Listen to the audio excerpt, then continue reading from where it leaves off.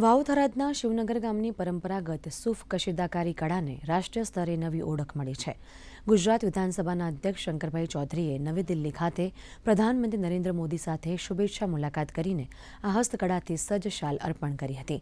કોઈપણ છાપકામ વગર કાપડના દોરાની ગણતરી કરીને તૈયાર કરાતી આ કૃતિની પીએમ મોદીએ પ્રશંસા કરી હતી. આ પ્રસંગથી વોકલ ફોર લોકલના મંત્રને બળ મળવાની સાથે સ્થાનિક મહિલા કારીગરો માટે રોજગારીની નવી તકો ઊભી થશે.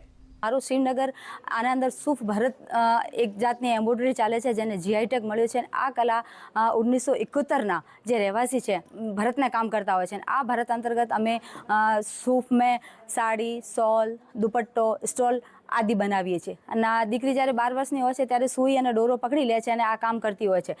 અને ધીરે ધીરે આ પરંપરા લુપ્ત થતી હતી, પણ સરકારશ્રી દ્વારા ખૂબ સહાયતા મળી અને જે કારીગરોને બિરદાવવામાં આવ્યા અને અમારા પ્રોડક્ટ ધીરે ધીરે ગરવી ગુજરાતથી લઈને રાષ્ટ્ર લેવલ સુધી ગયા. અને આ અમારી બહેનોને મતલબ ખુશી અને હર્ષની લાગણી છે કે અમારી કળા રાષ્ટ્ર લેવલ સુધી પણ ગઈ છે.